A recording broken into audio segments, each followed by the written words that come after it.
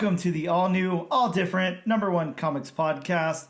This is episode number 16, right, Bob? 16. Correct. Episode number 16. I'm Dan. Sitting across from me is my co-host, Bob. Say hello, Bob. Hello, Bob. We are a weekly comic book podcast where we talk about a brand new comic book that's been released this week in your comic book shops as well as digitally. We also go over a little bit of comic book and related news, and we talk about what's new at shops this and next week. And this week we are going to be taking a super deep dive into the all new #1 Bob. From Dark Horse, World Tree #1. Actually, that one's from Image, believe it or not. From Image, I'm sorry. Sorry, we got a Dark Horse book on top of that one. But yes, from Image Comics, World Tree issue #1. It finally came out. Written by James Tynion IV.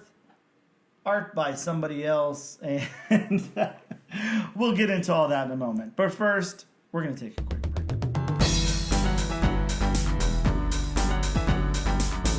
And welcome back to the all-new, all-different #1 Comics podcast. Bob, let's talk some news.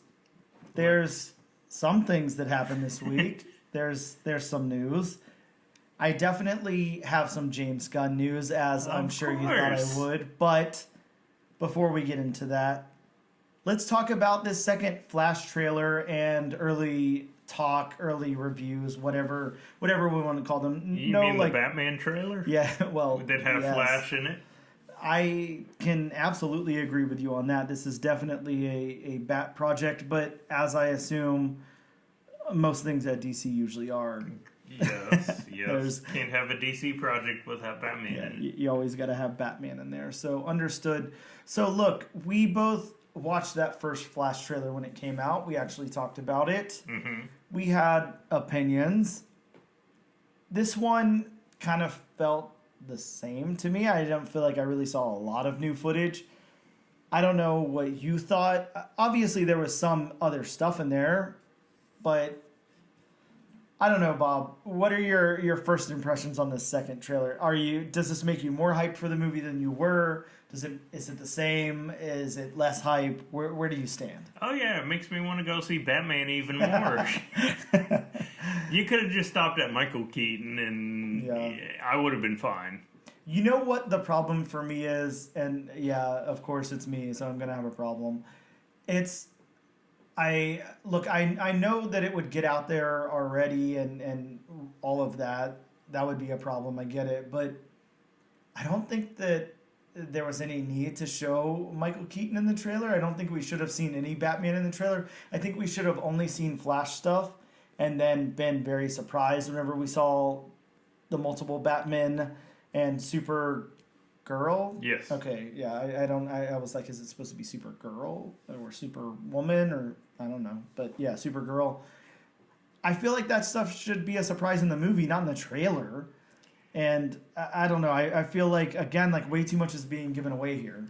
And I said this a few episodes ago, but that might be DC just hyping their movie anymore, considering, their track records of movies lately. So it's kind of like, especially seeing Michael Keaton return, it's going to make people want to see the movie even more. Yeah, and I think they're right for that because I do agree. I think that a lot of people are going to go out and see this. I think the problem with something like Flash is it's a heavy hitter for DC. He's a big DC character, but of course he's not part of the Holy Trinity. So it's kind of hard to get people into seats without something else to motivate them at a DC movie at this point. But this is, with or without Batman, this is going to make some money. It's going to do well. Bob, we also got some Kraven news. There was talks about Kraven the Hunter movie being an R-rated movie, which I'm actually pretty damn stoked about. I am too. I think it needs to be R-rated. Yeah, I'm happy about that. I think that it's interesting they waited this long, given like Venom and everything. That definitely should have been R-rated. Yeah. But hey, they made it work well enough. I know that the second Venom movie is not everybody's favorite, but I haven't seen it yet, so I can't weigh in there. And I know there's speculation on Rhino being in there. Yes, that was the second point I was going to bring up. How do you feel about Rhino? This will be the second time we got a Rhino. Fingers crossed on I'm blanking on his name, Paul Giamatti. Okay. Another I almost Paul said Giamatti James Gandolfini for a minute there. Well, I don't think that'll happen, but yeah, that's Rhino. Rhino definitely would fit the aesthetic of a Kraven the Hunter movie. It would. Yeah, I don't know. I'm really, really excited about this Kraven the Hunter movie. I really like Kraven the Hunter. I think he's a cool character. I think that's going to be a lot of fun. And now knowing how wild they're planning on it being, R rating and all that, having Rhino in there just makes me even happier. So Hey, and Johnson has already had a Russian accent before, so he can do the accent. yeah, you're not wrong there. True. So then let's get over to James Gunn. Let's talk about James Gunn. Maybe we should create a specific James Gunn bumper for the news. The James Gunn news? Yeah, we have like a little segment, James Gunn news, like type of thing. So apparently James Gunn has talked about having plans for Static as well as other Milestone characters. God, I was almost like blank when I heard that, because while that is very cool, Static is a great character. Yes. I'd love to see a Static depiction on screen and everything. I have enjoyed the iterations of Icon. Yeah, sure. Do you look for at the risk of setting up a really shitty pun here, do you think that that's jumping the gun a little bit? Exactly. We have not a single James Gunn movie from DC yet. Or project, period. Nothing other than we know that he's released a slate of movies with a co-creator and that he's going to be working on Superman. We don't know if any of this stuff is going to work out. And he's already talking about Milestone. Yeah, characters. he's already talking about going beyond what his slate is there.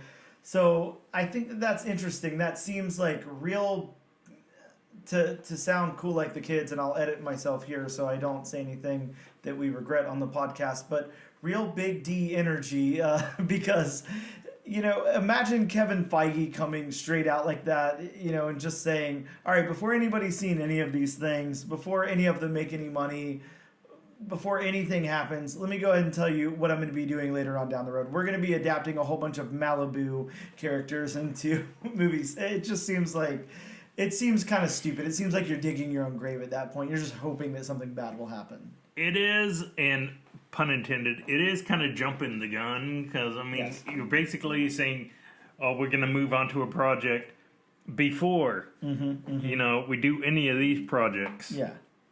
And that's just, I just think that that's very interesting. I don't know. I don't know what else to say about it other than good luck to him. Hopefully it pans out and DC does really big things and James Gunn is on it for a while and they don't have to continuously keep rebooting this universe. But I make no promises, of course. So that's really all I have on that. We're going to take another quick break, and then we're going to talk about some books that came out this week. We'll be right back. And we are back. Bob, here's some new comic books that came out this week in your local comic book shops. From IDW, we had Teenage Mutant Ninja Turtles, Last Ronin, The Lost Years, issue number 3. Some more Last Ronin TMNT action. Boy, goes from a one-shot to having multiple spin-offs. Yeah, it just keeps coming. And, good for them. But, yeah, if it wasn't for the Kevin Eastman covers, I'd honestly be done at this point. I wish I could say I'm super interested, but it's definitely for the Kevin Eastman art. Next up from Dark Horse Comics, this was kind of a big book this week, Bob. Star Wars High Republic Adventures Quest of the Jedi is a one-shot. Introduce some new characters. I'm not going to even try to pretend that I remember their names. And at least at mine and Dan local comic shop, the owner, Ben, said he ordered just enough. He did not have any left over. And Dan was telling me at other comic shops, he heard that people were asking about it, and they were sold out. Oh yeah, everybody was sold out. This was a big one this week. Everybody wanted a copy, and I haven't read it yet, but I mean, it's got a nice cover. It's a cool looking book, but yeah, this is selling upwards of, I don't know. Yesterday when I checked, we had sales in the $40, $50 range. On Key Collector, they're topping it out at around $20. So yeah. Hopefully it's got some legs. That's pretty cool. Hopefully it was a small print run, but it's a Star Wars book, so I don't know. I have no idea of Dark Horse runs, but from Image Comics we had World Tree, of course, the book that we're talking about today, and then Deep Cuts, issue number 1. Deep Cuts, again, I haven't cracked that one open yet. It's got like a jazzy looking cover, so it looks like it could be a fun book, music related, whatever. DC Comics had Unstoppable Doom Patrol issue number 2. A couple of first appearances in that book. And I'm actually looking forward to reading that. Yeah, I was going to say, of course, we read that first issue and talked about it on the show. We both actually enjoyed that issue, so I'm excited to read the second issue as well, see where it goes. And then wrapping us up from Marvel, we had that new Alien issue number 1. What is that, Aliens or Alien? Now I can't remember. But I think it's just Alien. Yeah, I'm going to go with Alien. So Alien issue number 1, of course, a third volume of Alien here. We also had Star Wars, Darth Vader, Black, White, and Red issue number 1. Sorry, in my notes I only wrote Star Wars, and I was like, wait a second, I remember this was a Darth Vader book. I remember there's more to the title than just Star Wars. More than just Star Wars here. Of course, in fashion with the other Black, White, and Red books, like the Moon Knight one that came before, there was a Deadpool one, there's been quite a few, a Wolverine one. Some really cool stuff. Of course, all the art being black, white, and red. Just really cool. I'm excited to check that one out. That'll look great with Darth Vader, I think. Darth Vader and his red lightsaber. Yeah, so I'm definitely excited about that one. Definitely excited to crack that open and see what's going on inside. We're going to take a quick break, and we're going to start talking about World Tree. We'll be right back.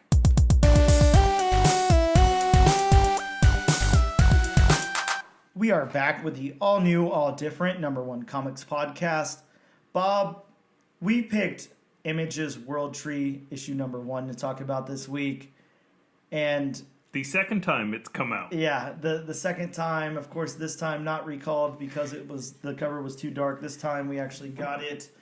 And man, this is a book. Yes. You know, I think it's kind of interesting that it was recalled given the nature of this book. I think that a too dark of cover wouldn't hurt it at all. I think it would have been just fine. I was gonna say for the source material, a dark cover definitely works. Yeah, this is a dark book. That's an understatement. Yeah, so let me read the synopsis from Image's website. It says, series premiere in 1999, Gabriel and his friends discover the Undernet, a secret architecture to the internet. They charted their exploration on a message board called World Tree.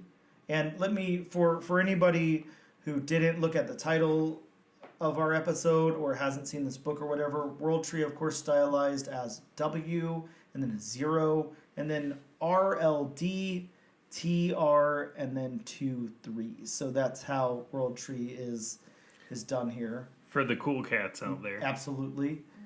So next up it says, then they lost control. Someone broke into World Tree, someone who welcomed the violent hold the Undernet had on them. At great personal cost, Gabrielle and the others thought they sealed the Undernet away for good. They were wrong. And now they will know the meaning of phaser, I'm going to say is what that word's supposed to be. I'm going to say phaser also. Yeah, PH34R. We're not cool enough to know what it means. Definitely not cool enough for that. So, and now they will know the meaning of phaser. The next major horror outing from multiple Eisner Award-winning writer James Tynion IV, who also wrote Department of Truth, Nice House on the Lake, and Fernando Blanco, from Detective Comics, along with Eisner Award-winning colorist Jordi Belair and Eisner-nominated letterer. I'm sorry, I'm not even going to attempt to say that name because there's no possible way. I can try to kill some time till Bob says it, but there's no way. I'm not gonna try. Yeah, we can't touch that one. I'm sorry. I don't like butchering names, and Yeah. I wouldn't be doing it justice. Not at all. There's no possible way here. So sorry for the stumbling on the synopsis there, but let's talk about James Tynion the Fourth for a second. Please, let's. Of course, there was all, in that synopsis there from Image, they talked a little bit about some of his previous work and what he had done, but on my research here, James Tynion begins writing comics somewhere around 2012 is what I'm getting. He started in advertising, and then Scott Snyder actually asked him to join him and write the backup in Batman when it was part of the New 52 reboot. So he jumped on, I can't remember exactly which issue it was, but he started with the Court of Owls stuff, so I'm somewhere around 6 or so, I guess, or in the teens. And so he's working on Batman with Scott Snyder. So, I mean, you just jump into comics, and now you're working on Batman with Scott Snyder. I know. That's a pretty big deal. That's a good start. Yeah. From there, he developed his own digital series called The Eighth Seal. Then he started working on Batman again, Batman Eternal, and other Batman-related stuff over at DC. From there, he had some other notable works, like The Woods at Boom Studios, along with Backstagers, man, that was tough to say, as well as the Batman Teenage Mutant Ninja Turtles crossover. He worked on Detective for Rebirth. He was the writer on Detective Comics for Rebirth. And then he did a Wonder Woman crossover for The Witching Hour, if you remember that. I do not. Yeah, that was a very cool crossover. After that, he developed Something Is Killing the Children at Boom Studios. So again, huge book, big following. It's been optioned, everything. He also worked he developed Department of Truth over at Image. Swung back over to DC's Black Label to do Nice House on the Lake. He did a 3-part mini over at Image called The Closet. He was on Wind at Boom Studios, another big book. He's currently doing Blue Book over, I think that's, I can't remember if Blue Book is Dark Horse or Image, but I want to say Image. But of course, that's recanting people's true tales of, or at least what they say as true tales of UFO and alien experiences. Mm-hmm. He also is the writer on a horror magazine called Razor Blades. And for DC Comics, he created the characters Miracle, Molly, and Punchline. So there's absolutely no, I don't know, you can't say that this guy doesn't work, that he doesn't have a lot going for him, especially over at DC Comics, and then his own creator-owned stuff. He really kind of fleshes out these worlds and creates some cool characters. Fernando Blanco, I didn't see a whole lot of credit for, other than he's just done a lot of DC work. He's done a lot of DC work. He's done work on Detective, on Manhunter, Catwoman, Batwoman, Batman Eternal, Fallen Angel, I, Vampire. So he's done a lot, but it's all exclusively over at DC, with the exception of this. Now he's branching out to Image, or maybe he just wanted to follow James Tynion over to a project. I'm not sure, but that is kind of where he stops. I don't see anything else really about him, which is, of course, we're going to get into the art and our what we think about this book and everything, but damn, he's a good artist. I'm surprised I haven't seen a lot more out of him. I guess I haven't been reading enough DC books. Yeah, he's done some really cool stuff. Most of those being older books. I don't think Fallen Angel or I, Vampire has been published in a while. Not really Manhunter or anything either. But yeah, some good work there. Some good credits from both of them. So look, here's my synopsis for the book. It's, as usual now, as the trend has been, it's a little bit of a long one. It's not as long as some of the past ones, but anyways, we'll just get into it. Lay it on us. World Tree opens with a full black page that sets the book in 2024, and it's got a quote from I Have No Mouth and I Must Scream. So that should tell you everything about the tone right there. Yeah. The first proper page is 12 panels of a fully nude woman maneuvering a laptop from her bag around a dead body laying on the ground. We then see an old school type dial-up internet connection accessing the undernet. Next up, we see someone live streaming a family's murder by showing them something on their phone and then killing them. The killer takes a break to provide some exposition in a bathroom in like a selfie type manner. The nude woman watching seems very pleased. We then meet a couple driving a car whose names are Ellison and Bob. You're going to have to help me with this name. Fosta is what I'm going to say. I could be very, very wrong there. That's what I'm going with. Okay, so Fosta, we'll go with that. So while Ellison talks about his brother watching some bad stuff on the internet, Fosta then tries to rationalize the situation and asks what the brother's name is so she can find his Instagram. She then does find it, clicks on his page, and she begins to cry and frantically tells Ellison to pull over the car. We learn that Gibson, who is the younger brother, is the killer, and he's killed 60 people, and we learn that from a news broadcast. We then see a vague one-page flashback to something. We then find out that the group in the flashback was led by Gabrielle Winter, and he's gathering everyone from the flashback to meet and contain the spread after hearing about the killings.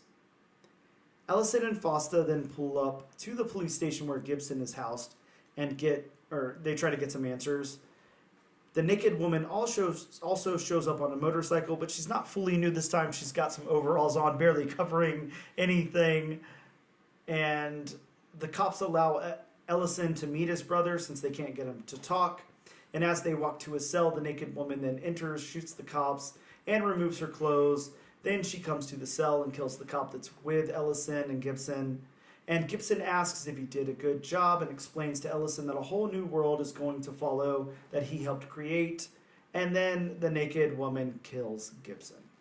So that is my synopsis of this crazy, crazy story. Bob, let's talk about this story. Let's do. Yeah, I think, we kind of talked before about not really breaking this one down in the same fashion that we normally break things down. Right. And I don't think that we need to. I think that this is a very unique kind of story. So we can talk about the beats. I think that, of course, we have these intertwining things going on with the story here with the narrative and the beats. Mm-hmm. We have... It opens up with the story of the undernet kind of thing and the world tree going on, and then it sidesteps to kind of show us a little bit of history in that flashback. Of course, we get into Ellison and Fosta in the car, kind of discussing that they're going to meet Gibson, and then we're taken to the police station. Of course, all of this is as the story beats of the nude woman around them, so whatever her name's going to be. Which I'm very glad it gave us that flashback page, because without that, I would have been totally lost. Yeah, absolutely. I explained to you before that this was in a preview. It was in an image anthology book from a few months ago, but it's just a couple of pages. It explained a little bit more of the creation of the undernet, or maybe the team of Gabriel and everybody trying to contain it. But it still isn't enough to provide much exposition here. This is going to unfold. This is going to unravel. This is one of those stories, and that's just how it's going to be. And I'm fine with that, because this is a cool, unique spin.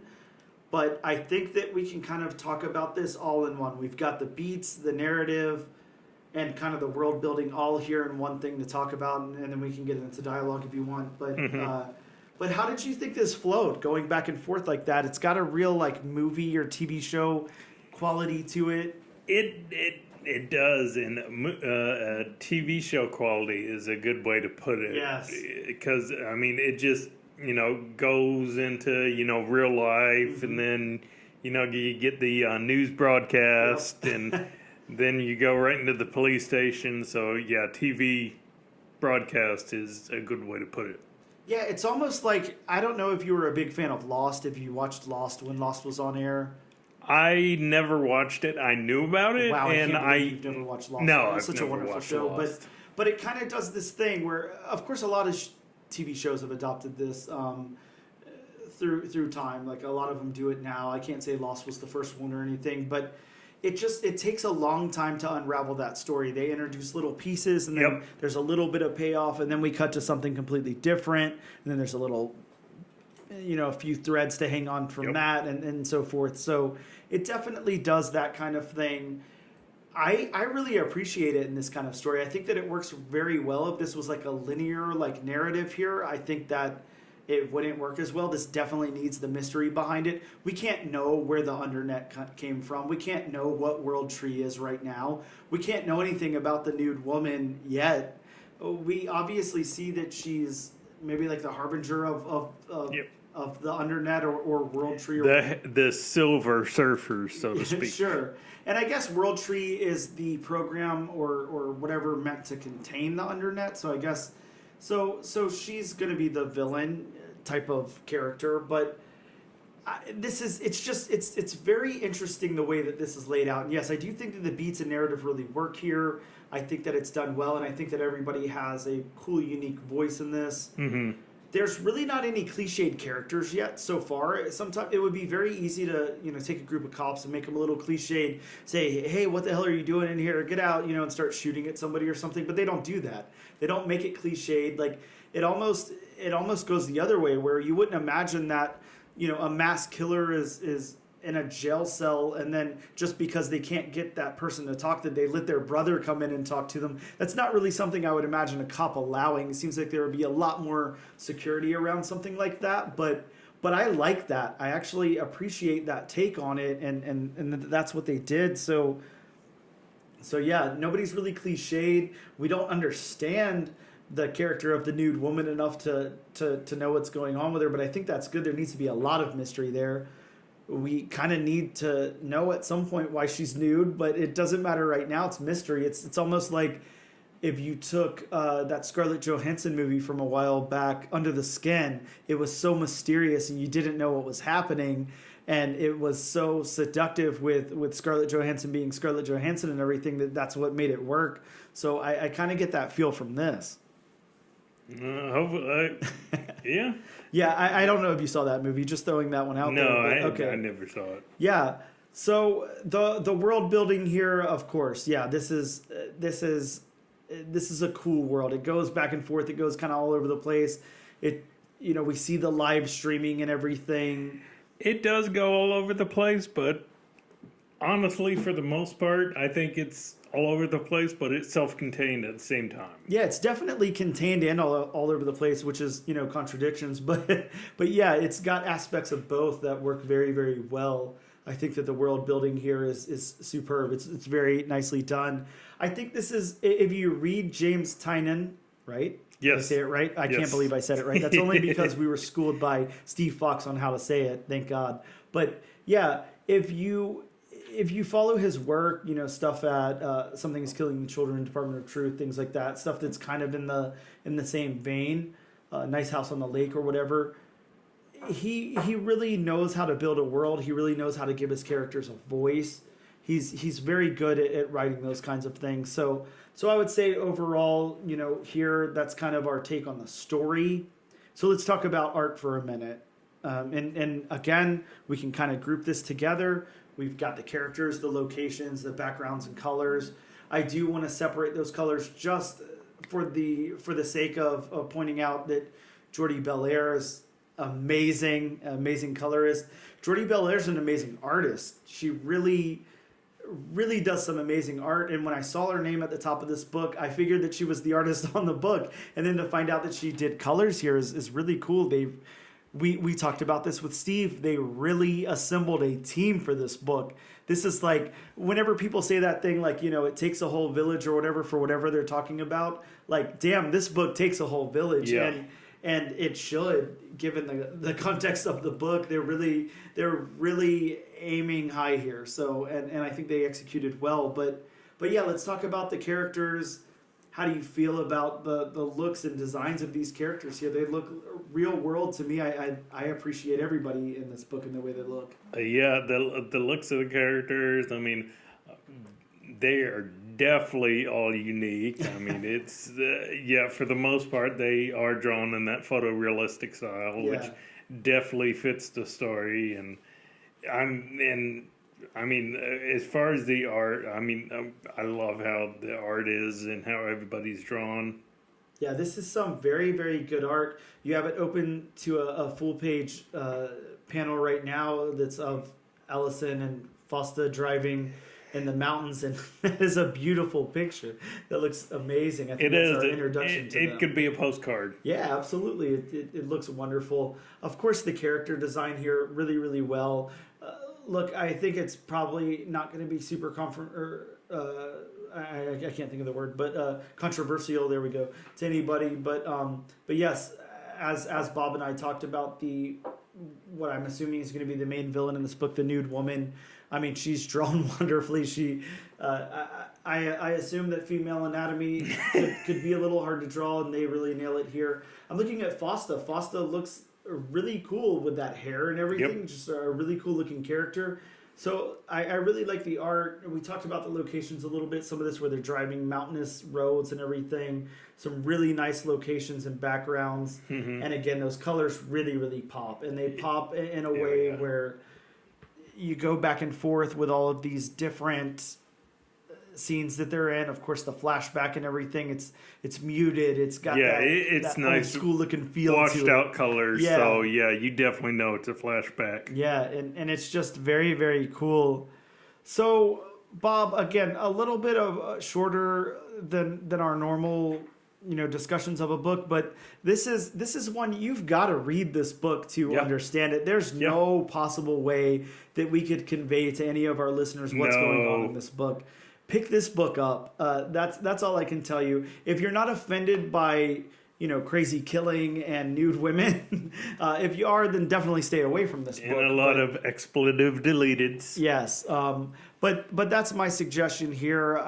I absolutely 110% will be moving on to issue number 2. As will I. Yeah, I'm very, very interested to know what's going to happen here, and I think that just, again, this is masterfully crafted by this creative team. I think that a lot of times you just put James... Now I can't say it. Tynion. You put James Tynion's name on a book, and it's already baked in that it's going to be good. It's going to be something that you're going to be interested in, and I agree with that. But yeah, the whole branding, the whole creative team here, just fabulous. And yes, I will 100% continuing on to issue number 2. I cannot wait for it to come out. I strongly suggest also that if you're picking this book up, you go back and read that Image anthology issue number 8 to get the little bit of backstory that they have on it, because it is really, really cool. That's all we're going to say about World Tree issue number 1, unless you have anything else you want to say, Bob. No, we summed it up perfectly. We'll be right back.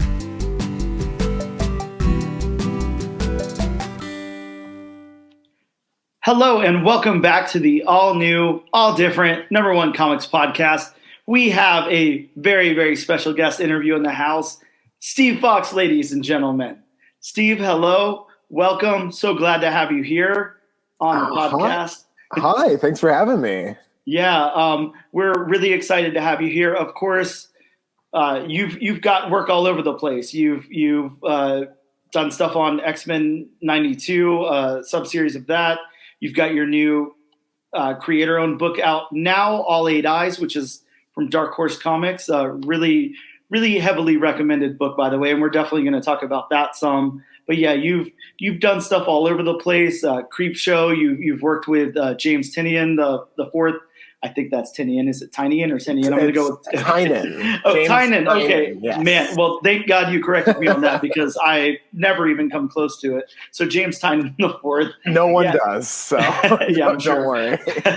And of course you've done work with him on Razor Blades, and yeah, you're just kind of looking at your credits. They're all over the place. You've done some really cool stuff. I even saw some work for some Cartoon Network related stuff in there, some Adventure Time, which I absolutely love, some Steven Universe and all of that. So yeah, really, really cool credits so far. Looks like you're not definitely not just breaking into comics now. This is something that you've been a part of for a little while. But we absolutely want to talk about All Eight Eyes for a second. Before we get into all of that, definitely something we got to bring up. Bob and I both have read that. Bob just reread it today, so it's super fresh on his mind. Man, this story came out and just, I knew I was going to like it anyways based on the cover, based on the solicits and everything. But when I cracked that book open, just, it honestly blew me away. It's not what I expected, definitely. I definitely like the kind of tight-knit story that you have in there, like the kind of closeness relationship of the two main characters in the book, and of course the dog. But I've got to know, like, where did this come from? Is this something that was brewing for a while? Is this something that was like a newer idea that you pitched to Dark Horse? And again, I'm going to shut up and let you take the floor because I got to know where this came from. Yeah, I mean, All Eight Eyes actually does have somewhat of a funny road, and it relates to the fact that I do just kind of do work all over the place. Yes. I've been publishing since 2014, so almost a decade now. Wow. Awesome. And it tends to take a decade to look like an overnight success. I can imagine. Very true. It's always humbling when people are like, oh, where'd this guy? He came out of nowhere. It's like, yeah, definitely. Yeah, I haven't been working all this time. Don't worry. But I've always kept one foot in the children's world. I used to work full time at Random House as a children's editor. Oh, okay. My first job out of college. I've done a lot of licensed kids books, as you said, for stuff like Super Mario Brothers and Pokemon and My Little Pony and all the, I've kind of hit all the greats. Very awesome. And years ago, I got the opportunity to pitch for something called Epic, which if people who have kids or any educators know what Epic is, it's basically like Netflix for kids books. Okay. And it's massive if you're the intended audience, and then you just don't know anything about it if you're not, is what I've found. Okay. Yeah, it's like in its little bubble, but it's a huge thing in its bubble. Yeah, it's a very big bubble, but if you're outside of it, you have no reason to know about it. Gotcha. Which is where I fell. I mean, I don't have a kid, and I had no reason to know about it. But I got the opportunity to pitch for them, and I ended up doing a series for them called Adventure Kingdom. The second volume came out in print yesterday, actually. Awesome. But before that came about, they have sort of a Goosebumps style series, like spooky stories for younger kids. And I pitched on that, and that didn't end up working out. But one of those pitches was basically the very, very earliest version of All Eight Eyes. Obviously, it got much more mature as it went along. Well, but I lived in New York for 13 years, and I would get a lot of my ideas just kind of walking around Queens and Manhattan and kind of like free associating. And I lived in Astoria in Queens, and there were all these vacant looking storefronts that, year in and year out, nothing changed about them. I never saw anyone go in. I never saw anyone come out. And I just kind of started thinking about like what's in the nooks and crannies of New York City and in these big urban areas. And the other story that kind of helped inspire it is very dark. But my old coworker, she had, and this was in New York, she had like a 7 or 8 year old kid. And one day, the kid asked her about the dead people out front. Oh, wow. Because she had misinterpreted unhoused people as being dead. Okay. Which was really chilling to think that, like, she Absolutely. grew up seeing, people living on the streets in New York City her entire life. And without anyone's intervention, had just taken it as, oh, they're not moving. This is a dead body that I just walk by every day, which is really chilling. Well, yeah, that's horrifying, actually. Yeah, but it goes into the idea that there's a lot that when you live in any sort of society, but especially a big city, that you have to kind of, you choose to intentionally overlook just as a matter of like screening out stimulation in the world. So that's a convoluted answer, but there was just an early version that was going to be like a neighbor next door to some kid, and it turned out he was a spider, and over the years it just morphed. And when James and I launched Razor Blades, the horror magazine, I knew that, I wanted to have a presence in as many issues as I can because I co-created it, so I can assign that to myself. And I resurrected that pitch, and it came into a fairly final form. The version in Razorblades is a 10-page short story that, at this point, I call it kind of like a proof of concept. Sure. It's not, quote, in continuity with All Eight Eyes, because we did rework things as we expanded it to a full book. But that was sort of my first stab at the idea. And I got Piotr Kowalski, who I've loved for years. And the reason I got Piotr on board is because he does such detailed scene work, such detailed backgrounds and environments. He comes from that European school that doesn't skimp on the background details. And I knew... Not at all. Yeah, no, not every brick. And it sounds like such a cliche, but obviously New York City is such a primary character in the book. Like, it's very important that it be set in a recognizable version of New York. That I knew I needed an artist who was actually going to step up to the table and do that. And Piotr was just the perfect partner for this series. Well, I love that you pointed that out, because I actually had that in my notes here. I wanted to ask, how you hooked up with Piotr, and like I wanted to know. Of course, we always try to ask our creator guests this, whether they're artists or writers or whatever. A lot of times, especially artists or writers just starting out, which of course you are not, but they kind of just get put with somebody or whatever. They're not usually meet one-on-one or anything to talk about the project. Just kind of like, hey, here's what we're doing. Give me your notes. And then I work on it, whatever.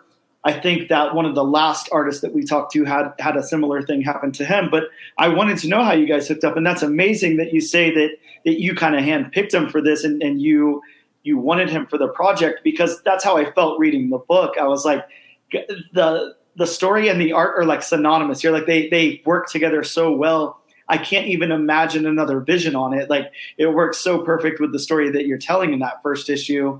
And I'm sure it goes some sideways crazy places in the future. And we won't ask you that because we don't want to spoil anything here. But definitely, I think that art works so well with your writing. I really enjoy the combination of you two together. Thank you. Yeah, I mean, I'm just enormously lucky that he responded to a DM out of nowhere. And at the time, I mean, this was 2019, and I had not been approached to do X-Men 92. I had not been approached to do, Creep Show or anything like that. So I was a fairly random person messaging him, leaning heavily on co-created with James Tynan. To hope name recognition helps a lot. And I was like, I can pay you. But he really liked the idea. I mean, Piotr is such a wild guy, and he, as we do the book, like, he'll send in a page, and then an hour later he'll be like, no, this isn't good enough. I'm redoing this. Like, making it better. Wow. It's like, I mean, it was pretty darn good the first time, Piotr. You're like, I could hang that on my wall, but okay, sure. But he really poured himself into it. He likes dark material. He likes horror, and he doesn't always get the chance to do it. So he was up to the task. And we brought on Brad Simpson, who's colored him on all sorts of books, who's just a perfect match for Piotr. And Haas, who's a good friend of mine, who lettered most of Razorblades. Razorblades ended up clocking in at like 520 pages, and I'm guessing Haas lettered probably over 400 of those. That's a task. Yeah, so it was really nice to reassemble the whole team to do All Eight Eyes at Dark Horse and expand it into like a full 4-issue story. Yeah, really cool. And I think I told you before we started recording, of course, Bob and I had an episode on Where Monsters Lie, the last book that I can think of Piotr's work being in. The tone of that book, I love the tone of that book. That's such a fun book so far. I think it's about to wrap up and everything. But his work, that really turned me on to his work, and I love his work in that book so much. And it's such a dark book. And then I thought the same. I was very excited to see his name credited on the cover of your book here. And when I cracked open that book and read it, I was like, you know what? Not to put the two against each other. I would never do that. They're two different books and everything. And I love that book so much. But I really love the intimacy of what he illustrates in your book. I talked before about how I love the two main characters of your book and how they work together. Of course, we have that time lapse in the middle of the first issue where he's kind of waiting that week out to see if he's going to go on this adventure or whatever. And I just love the way that these characters are just close up in the book, how well that's illustrated and everything. And then, of course, as you said, all the detail there in the background and the cityscape and everything just works so wonderfully with your writing. So I love that. It works out so well. And I don't want to sit here, of course, and talk about that nonstop, but I could talk about that for like probably 3 hours, but I'll go ahead. No, just keep saying how good the book is. That's great. I'll take it. Thank you. Yeah, I cannot downplay enough. Like, this book is fantastic. It is a wonderful book. I think one of the things that I like so much about it is, of course, that tone that you're writing and then that he reflects with his illustration. You talked about Goosebumps a little bit whenever you first started talking. I'm huge into Goosebumps, into Twilight Zone, into all of that off the wall, dark horror, sci-fi, but it still is, I don't know, real world enough to kind of draw you in, something that you can relate to. I kind of see this book as a take on something like that. It's like you almost could have that in the Twilight Zone universe. I think it's more expanded than, like a 24-minute Twilight Zone episode or whatever, of course. But I think it really fits in with that original tone of something like that, or something even more expanded, like a Goosebumps book or whatever. I really, really like it. And then, as you said, it's more mature than that as well, too. But yeah, I like where that comes from. Is that something that is involved in your past at all? Did you watch Twilight Zone? Are you a big Goosebumps reader when you were a kid? Honestly, I was really afraid of horror when I was a kid. Wow. Yeah. Okay. For as immersed as I am in it now, it was kind of like a dam breaking around the time that I was 14. Okay. So when I was a kid, I loved monsters. I loved D&D style monsters, mythological monsters. I liked the idea of things like werewolves and vampires, but I was very afraid of horror movies, and I did not really see any besides like Universal classic horror and 50s like atomic monster movies. Like, that's really all I grew up on until I was about 13 or 14. And the first one I saw in theaters was the Grudge remake. Oh, wow. It's like not a terrifically great movie, but it did scare the crap out of me. And there's a scene in that where like the kid ghost cries out like a cat. And that very same night I saw it, my cat got locked in the spare bedroom and started screaming. And I just laid flat in bed screaming for my mom to come handle it. But after that, it was kind of like all bets were off. I went to San Diego Comic-Con when I was 14, and Clive Barker was there, and I had just read Books of Blood for the first time, and that really opened brand new doors for me. And I think that's probably going to be like the main influence hanging over me my entire life is Clive Barker and that collection specifically. But when it came time to do All Eight Eyes, I can't admit to it being fully conscious from the start, but what I realized in the process of doing it was that it really was my love letter to stuff like Alligator and Piranha and like 80s, late 70s, early 80s giant animal monster movies, because a shocking number of them are actually really well made. Like, they just work as stories. They're good at giving you like very human stakes, an understandable monster. They don't over-explain things, and it's just kind of fun. And a lot of them do have, especially in the 80s, have like an eco horror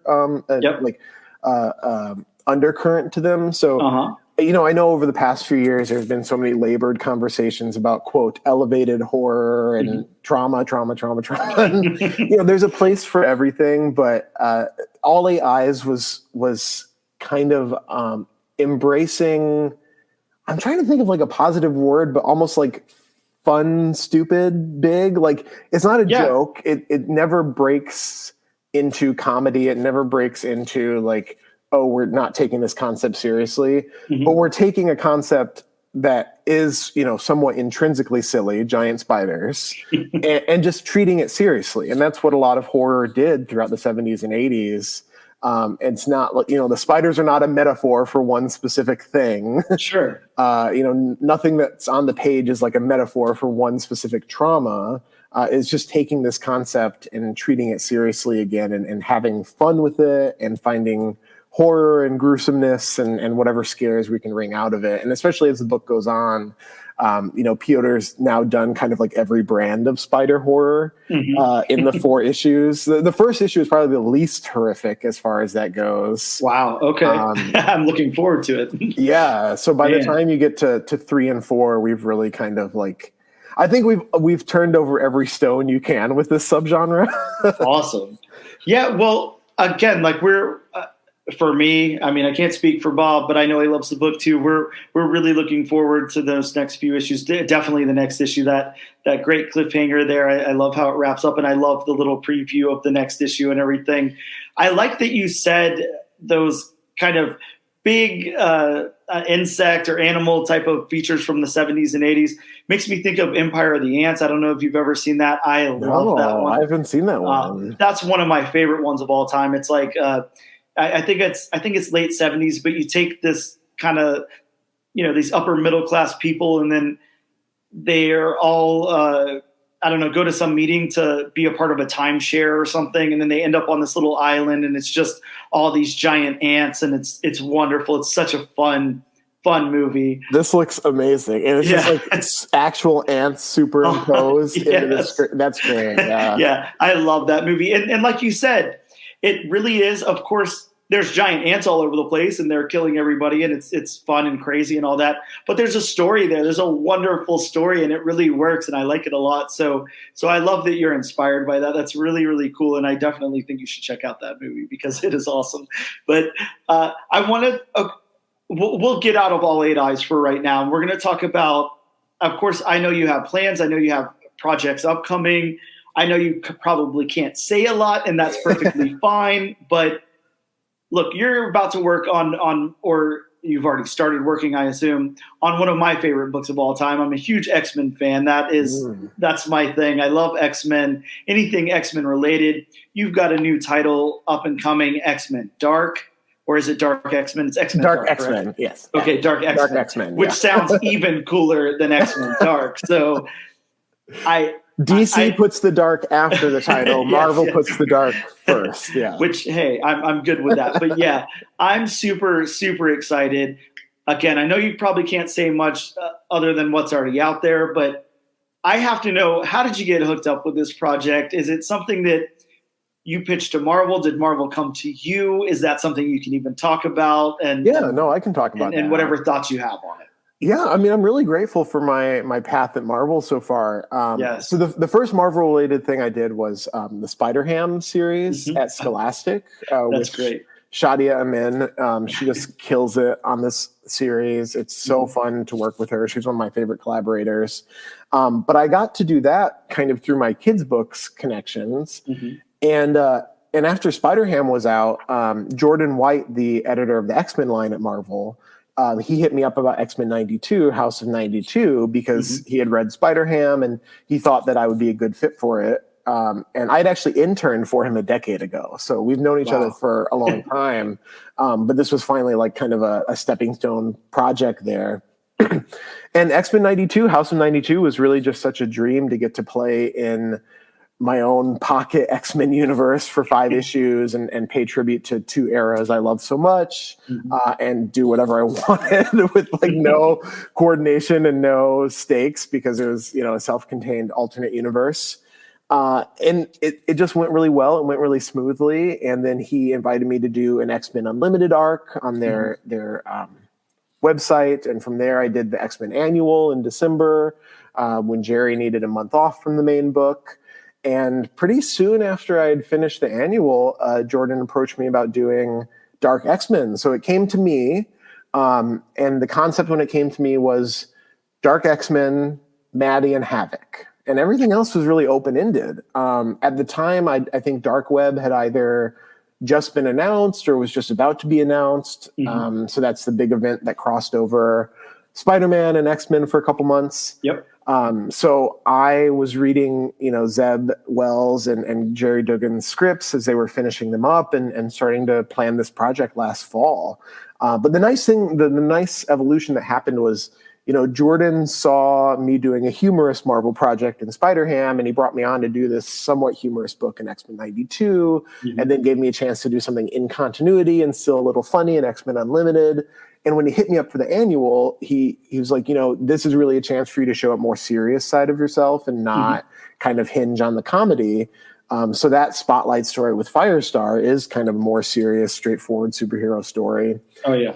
And, Jordan knows I've done stuff like Creepshow and Razor Blades. I edit Department of Truth and World Tree. So he knows I have this big horror side. And that's why he thought of me for Dark X-Men. So I really appreciate that he's kind of been looking out for, each aspect of my writing. Because the fear I think any creator has, especially, quote, early in their career, is that you're going to get like slotted into one spot or one perception of what you do. And so for years I did think, I may never break out of being the kids guy, which is very fun. I love doing kids books, but obviously I have other facets of storytelling that I want to get out there in the world. And I think I had joked actually on like one of the last podcasts I did that the next thing I really wanted to do was like horror at Marvel. So for Jordan to hit me up for Dark X-Men was really just absolute perfection. And one of his favorite movies of all time is Evil Dead. Yes. So that was kind of like one of the first touchstones for Dark X-Men planning was how do we do an Evil Dead movie with X-Men? Oh God! If that's where that's going, then I'm. Yeah. I mean, look, I'm in anyways. You sold me on X-Men, but yeah, I can't tell you how forward I am looking to this project and this book coming out. I'm really, really excited about it, and I know just based on the things that I've read from you that you're going to nail it. So thank you. Yeah, I'm really excited about it. Really excited to see your depiction with some of the X-Men characters. Was there anybody that was? And again, if this is too much information, feel free to stay silent or give me the finger or whatever. But was there anybody that was kind of off limits? Was there anybody that editors at Marvel told you, hey, you got to stay away from this character, they can't be involved, or you got to kind of do this with them, or anything like that? I mean, not really. Not really. The nice thing about the X-Men line as it is right now is, we have a Slack where we all coordinate together. Yep. So there's lots. It's a very giving atmosphere and allows us to kind of coordinate the books in ways that, because obviously there are official tie-ins, but it's also really nice when you can just reflect each other's work naturally throughout other books. Yep. So for instance, like there's something that pops up in Dark X-Men #1 that Cy plays off of in Uncanny Spider-Man, and then pops up in Astonishing Iceman with Steve Orlando. So if you read only one of those, you're not going to be missing anything, but it does help to give that, like, the world is alive, the world is shared, these characters are existing at the same time in the same place. And that extends to characters and plot lines too. Jerry and Al and Kieran and everyone else they're very giving about like, oh, you really want to use so-and-so. Let's figure out how you can use so-and-so in a way that's going to match up with other books. But we also do have a big draft, a character draft, That's where amazing. we bring our pitches as they are and we say, okay, so this is who I want. That I had to give up one character, and I won't say who because it'll color people. I don't want to color people's perception of anything. Of course. There's one smaller character I gave away, but I got someone else very cool in return. And that's also when we look and say, like, okay, is there anyone big who's not accounted for right now? Is there any major character that needs to land in a book? So that's actually how Gambit came into the book. So my initial pitch didn't have Gambit, and then we realized that no one was using Gambit at the moment. And Jerry suggested that I consider him for Dark X-Men, and I kind of went back and spent a weekend like, how am I gonna? How can I tie Gambit into this story? And then he ended up being a complete linchpin for the whole series. So it's really fun amazing. I find that kind of collaboration really exciting and really additive to the books we're all making. So yeah, that's got to be such a fun process. You talked about how you guys all the X-Men writers kind of have this Slack where you guys can go in and kind of throw out what you're doing, or at least like a rough outline or something of what you're going to do. That's got to be like the coolest thing ever. It's got to be great to be involved in writing, producing comic books at this current time where we have the ability to do things like that versus like in the past where you had to go through so many editors to make sure everything lined up correctly and all of that. So has to be awesome to be able to utilize that kind of technology. Look, I'm only going to ask this question. Please don't even answer it. Actually, it's more of a statement. Just I don't know, blink twice if Jubilee's in the book. That's all I'm going to say. I hope so, because that's my whole life there. But I'll say this.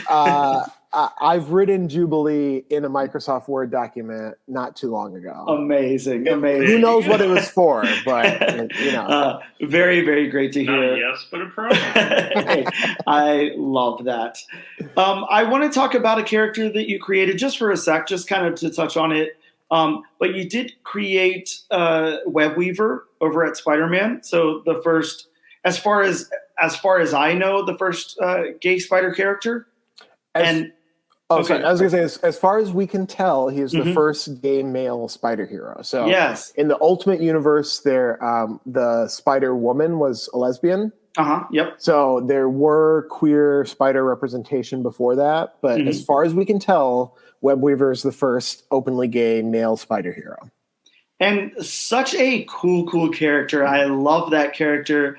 That's got to be, I don't know, to me that would be such a huge accomplishment to be able to create a character in that space over at Marvel. And then my only question there is, do you have people come up to you? Do you ever get emails, whatever? Like, are people looking up to you from that? Like, are you? Well, to be honest, so I was approached by the Spider Office to create the character, to co-create the character. And they wanted a gay male spider hero who was a little more on the femme side to kind of embrace a different kind of gay hero than we always necessarily see. Like, you know, we kind of have like teen twinks or midnighter, you know, it's like, so this was to try to show kind of a different facet of that. And we got so extraordinarily lucky that Chris Anka designed the outfit with us. That outfit, so cool. and that's really what made the character, because even before the story came out, and, you know, I had so much fun doing that story with Kay Zama and Brian Weber, but even before the story was out, Chris's design like really found an audience. People were so excited about just like the possibilities of who the character would be. And so in a way, because that design took off, I feel very divorced from it. Like, it's not like people read the story and were like, I love STEVE Foxe's Webweaver. It kind of like already zoomed off on its own. But that I found it very freeing. I hate attention. I don't like. I don't like to be perceived. Like, I would love if I could do some like mysterious author X thing and still have a career. I probably would. Yeah, be the Richard Buckman or whatever. To yes, the Stephen King. I would do that in a heartbeat. But so it was kind of cool that it took actually a lot of pressure off my shoulders to see that the design was taking off and people were doing fan art and they were imagining, you know, what he would be like. So it's been so cool to get to do. So I did the first story with Kay, and then Luciano Vecchio and I just did a story in Spider-Verse, Marvel's Voices Spider-Verse. Yes. And that was so much fun to get to do and really embrace. The first story, you know, we wanted to tell an origin. We wanted to really set him up. The second story is like, okay, it can just be fun gay nonsense. Like, let's just, you know, get goofy with it a little bit. And Ruth Redmond colored that. It's gorgeous. It's so much fun. And I'm actually working on another Webweaver story that I can't say where it's coming out yet, but not where people expect. So there is more Webweaver coming. And actually, I got a chance to read an upcoming Webweaver story that someone else wrote for Marvel. Cool. And it's cool to see the character kind of expanding. It was really surreal to get to see Mark Bagley draw him in Spider-Man, Lino Francis Yu draw him on the cover. So it's just wild to see it go out there. But I do feel very kind of like at a healthy remove from it. Yeah, understood. Because the character swung off into his own life so fast. And that has to be such a cool feeling, though, to create something and then see other people's depictions of it, to know that even if you don't like the attention squarely focused on you, which I can completely understand, but to know that you created something and you put it out there into the ether, and then other people are like, hey, here's my take on this character that you've created. Here's what I think that they're, doing on a Sunday night or whatever. Like, it's cool to be able to look into somebody else's headspace on something you've created, I would imagine. Yeah, it's so wild. I mean, both the official art, Lucas Warnick just did a variant cover for Pride. Like, getting to see artists I love and admire do it, but also the fan art and getting to, every week I get tagged on Twitter and on Instagram and stuff from artists who are just having fun and drawing him and putting him into video game mods and all this different stuff.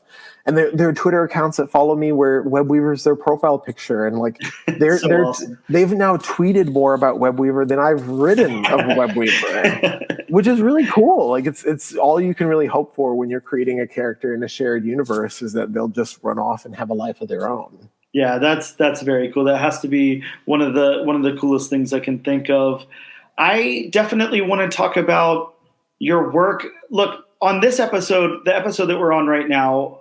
And I think I kind of loosely explained to you the I don't know, and whatever the word is, thesis of the podcast. I don't know. I don't know how you say words. The premise. The premise. Sure. That sounds better than thesis. Words are hard for you. Very. But we typically take a brand new book that's come out, in the current week, and then we talk about it. We kind of break it down. I wouldn't say we necessarily give it a review, but we more kind of go over the story beats, the world building, all of that, and then break down the art and everything. And this week we were covering World Tree #1 from James. Again, say his last name for me. Tynan. I'm never going to get that right. I'm always going to say Tinian for some reason. James Tynan. Okay. Of course, written by him. Art by Fernando Blanco, colors by Jordi Belair, letters by Aditya Bidikar. Oh wow, he said the name. Me and Bob tried that at the head of this episode, and we didn't even. I didn't try because I didn't want to butcher it. Yes. Designed by Dylan Todd, edited by Steve Foxe. And yes. If you want, I can list at least a dozen of the variant cover artists. Oh god, well, there definitely is at least a dozen, but about 30. Yeah, some beautiful artwork there, but yeah, I wanted to just ask you a couple of questions about that book, because like you just said, edited by, you're the editor on this book, and you do some editing work, of course, aside from just your world of creating comic books and then and writing them and everything else. And as you said before, you and James had already kind of hooked up on other things before, other projects. What did you guys really get started on together? Did you guys know each other pre him working on comics, or you working on comics, or? No, so James and I, we had met a couple times just kind of through mutual circles. Okay. He's been New York based on and off. I've been New York based on and off. And we both had been students of Scott Snyder when Scott was teaching. I took a class with Scott at NYU. James obviously became very close with Scott, and they worked together at DC and he only asked him to come work on Batman, but clearly I wasn't paying enough attention in class. I'm sure that's not the case, but no, Scott's great, and he was a really, really cool teacher. But so James and I had that kind of distant connection. But when he was getting ready to do Department of Truth at Image, he was looking for an editor. And Steve Orlando suggested me because I had worked at Random House and I've done other editing jobs. And James and I went out to lunch and talked about the project, and he kind of felt me out. This was right before Something is Killing the Children launched. Yes. So he had me read Something is Killing the Children #1 and asked for, my honest thoughts, which I gave him. And from there, we were set. I was hired to do Department of Truth, and got to learn on the fly how to edit a book for the direct market, which I'd never done before. Yeah, it sounds like a task. It is, but I love working with Image. It's been such a great experience over these past, I guess going over 4 years now. Because we had started Department of Truth before COVID. Okay. And when things got paused because of COVID, that's when we were working ahead because we knew we were going to hold our fall launch. We launched in November, I want to say. So, we were working ahead, but so many of our peers were pencils down. Because if you remember, a number of publishers stopped work completely for a couple months. We didn't know what was going on. And James and I had gotten closer just through we have so many shared influences, so many shared, favorite books and movies.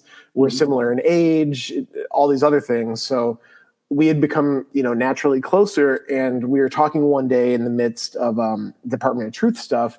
And when COVID hit, he started splurging on like eBay finds, and he ordered in a near full collection of Taboo, the horror anthology from the late 80s. Awesome. And I was cleaning out my bookshelves, and I sent him a photo of some of my copies of Taboo. And he was like, I really wish there was like a horror anthology like that now. And we just kind of started spitballing. And then by the end of the day, we were planning Razor Blades. So that's how that came about.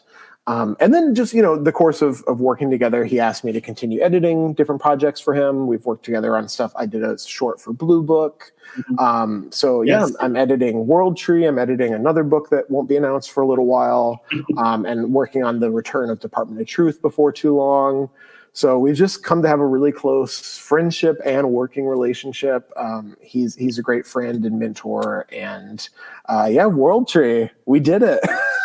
It got delayed 2 weeks because of a crazy printing thing, but now it's out in the world. We're really pleased with the reception. We're really pleased with retailer response, and we have a lot more planned for it. So hopefully folks are ready to strap in for a long ride. Well, let me tell you just straight off the bat. For one, Bob and I were talking about this at the head of the episode before we started recording. We talked about the recall of World Tree and how, we were almost like, what? This book doesn't really suffer from having too dark of a cover, for one thing. I think that works for it. I don't even think it needed to be recalled. No. But hey, I know how, things work, and we can't always control stuff like that. But man, this book, and when I tell you, Bob and I frequent a pretty popular comic book shop here in our hometown. They definitely order a good amount of course, the big two, DC, Marvel, and then Image, just right behind them on how much they order.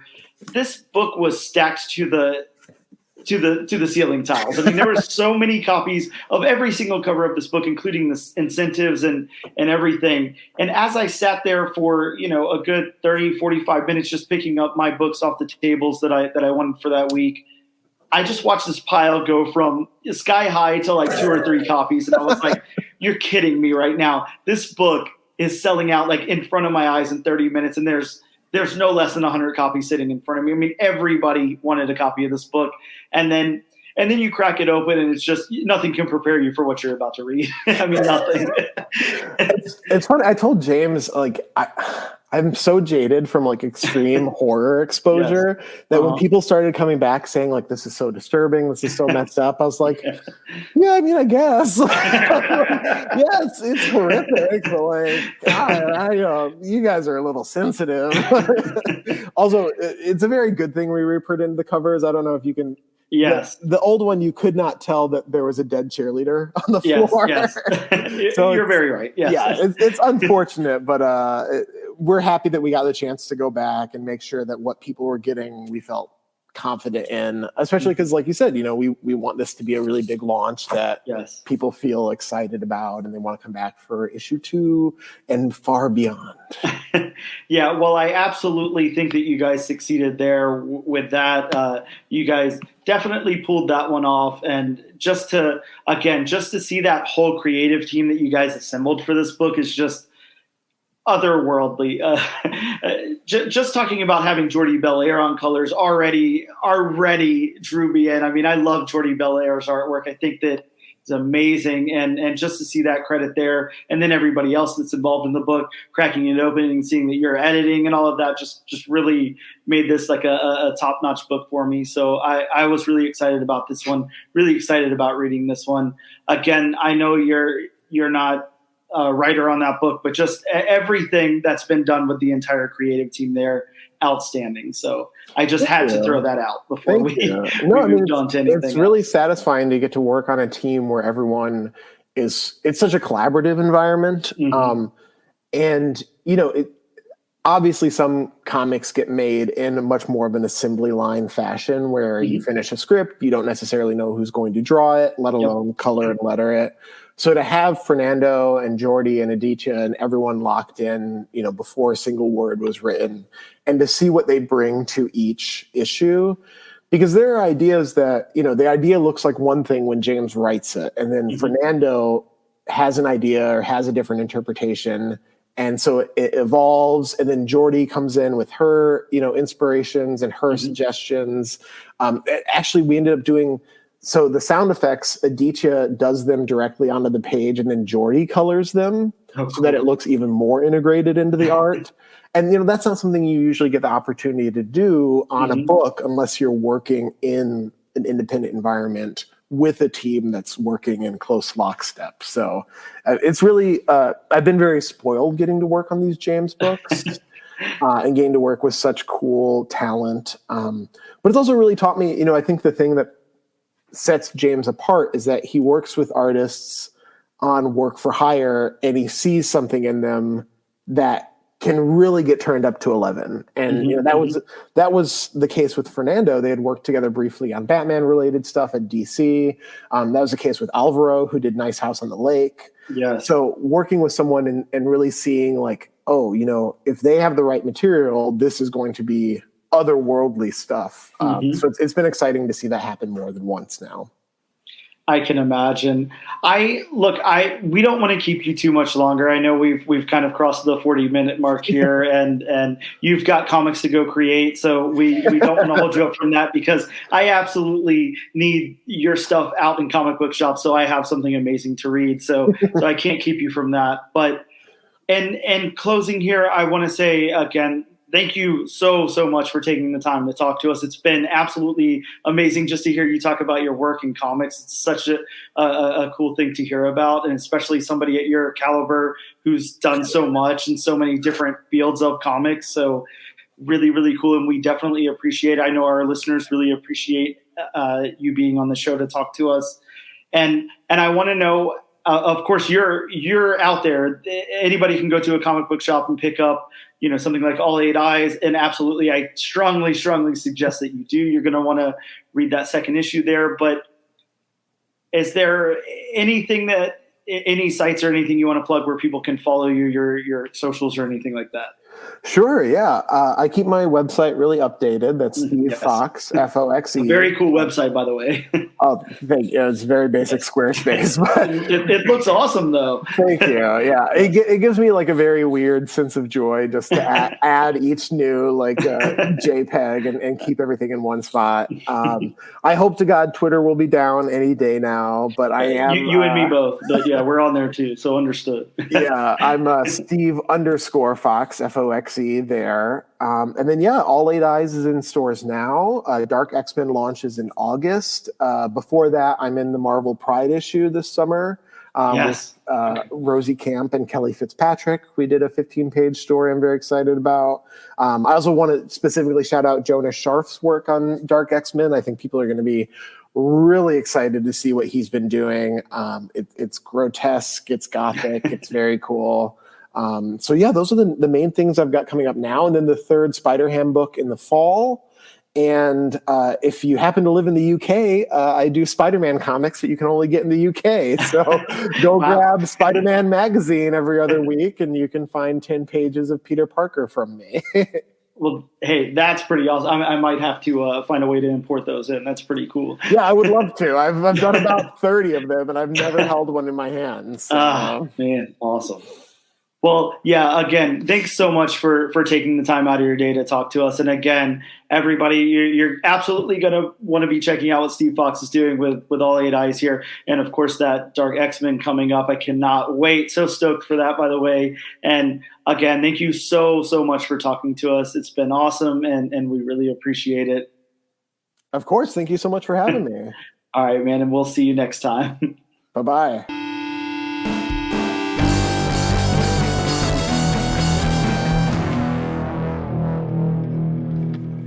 We are back with the all new, all different #1 comics podcast to talk about some comic books that are dropping in comic book shops next week. Hopefully. I'm sure they will. I'm sure we won't have any hiccups as you do. Bob, what do you got for them? So, and again, this, as I always say, this list is subject to change. Bob's got his disclaimer right up front. Yes, because of life. And we're actually, even though Free Comic Book Day will be the next day, it will be next Thursday, we're getting a couple of Free Comic Book Days books next Wednesday. From Marvel, we have Avengers X-Men #1, which is the debut of a new Uncanny Avengers roster, and a first appearance of a new but old character, I guess you would say. Captain Krakoa, previously Cyclops, can't wait. We are also getting Amazing Spider-Man Venom #1, the origin of Flexo. Flexo, that's a name. Not to be confused with Flex Mentallo. From Marvel, we're getting Star Wars Yoda #7. A possible introduction of something there, a Mega Droid, a super weapon of the Separatist Army. From DC, we're getting Batman #900, which is a continuation of Batman #135. All right, I just want to place our bets really quick on air, Bob. How many covers do you think, and I'm not talking store exclusives, just covers, how many covers do you think there's going to be for Batman 900 here? Should I tell you what letter it's going to go up to? Give me a number. Come on, give me a number. I'm going to say ZZZ. I'm going with 95. Ooh. As long as there's a Bill Sienkiewicz in there, I'm good. I might take the over on that. From Marvel, we're getting X-Men Before the Fall, Sons of X #1. It's always good whenever you have an X-Men event, so I'm okay with that. Also from Marvel, we're getting Cult of Carnage Misery #1. Yeah, a couple of first appearances. We have Liz Allen as Misery, and the first appearance of Madness. Yes.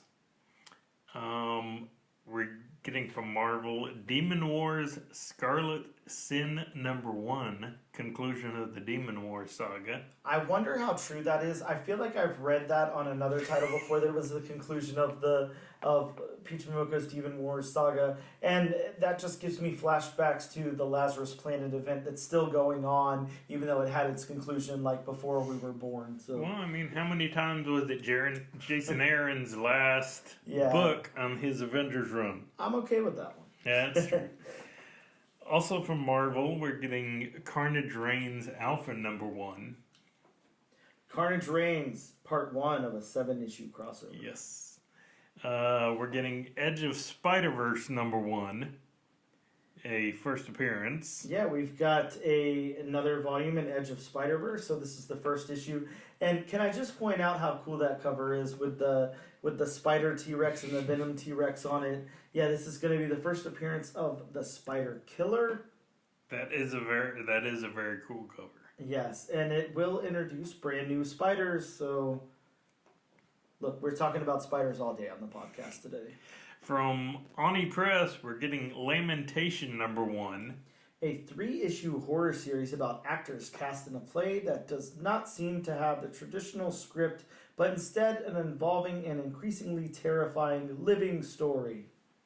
Which is written by Colin Bunn, so it should be pretty good. Oh yeah, another master of horror. Also from Marvel, we're getting Star Wars Return of the Jedi, Lando #1.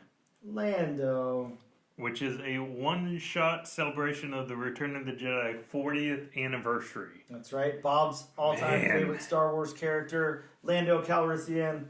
Ladies and gentlemen. Hey, there's nothing wrong with the Lando. It's just amazing that Return of the Jedi is 40 years old. I can't believe it. It's like it was just born yesterday. From Marvel, we're getting Groot #1, which is a 4-issue limited series. Yes, and we're going to see never-before-seen moments of Groot's origin and first adventures through the galaxy with a possible first cameo appearance. That is a very interesting premise. From DC Comics, we're getting Shazam #1. Hooray! Another Shazam book. I'm so excited. Hey, it's basically Shazam versus Shazam. I was done with Shazam before that first movie came out. So, Yeah, so you'll be picking up 5. yeah, probably. Also from DC, we're getting Peacemaker Tries Hard #1. A 6-issue limited series where Peacemaker is forced to steal the world's most valuable and dangerous DNA. And you said you have not watched the Peacemaker series? I haven't touched it. Haven't even given it a shot. No. How about 8 shots? That's not really coming out. Again, from Marvel, we're getting Spider-Man 2099 Dark Genesis #1. Man, what a cover. First appearance of Carnage 2099 and Blade 2099. People, I would actually strongly suggest you pick that up. I'm sure that we all thought it was fun in games whenever Spider-Man 2099 and all those titles came out in the 90s, and we all thought that it was goofy and stupid and they were in dollar bins.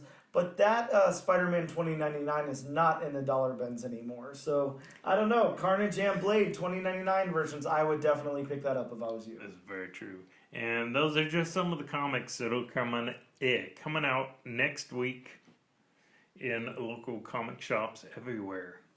Speaking of next week, Bob, give it to him. What issue are we covering next week? From Ani Press, Lamentation #1, written by Colleen Bunn. Yes, very excited about this one. It's just like whenever we did the Superman episode. How often will we get to do a Superman #1? How often will we get to do an Ani Press #1? They hardly ever publish anything, but they have some really, really cool titles under their belt. So I'm excited to give this one a shot and check it out and review it for the podcast. Bob, that's going to wrap up the show for the day. We want to thank you guys all for listening and checking us out. Of course, as always, make sure you check us out on Instagram at ANAD1 Comics Podcast, on Twitter at ANADNO Comic Pod, on TikTok at ANAD1 Comics Pod, and on YouTube under the Comic Book Channel. And as always, every episode, make sure you tag us on your social media of choice with the hashtag AllNewAllDifferentNation to be entered in a giveaway where this week you can win a copy of World Tree #1 published by Image Comics. Thank you guys so much, and we'll see you next time.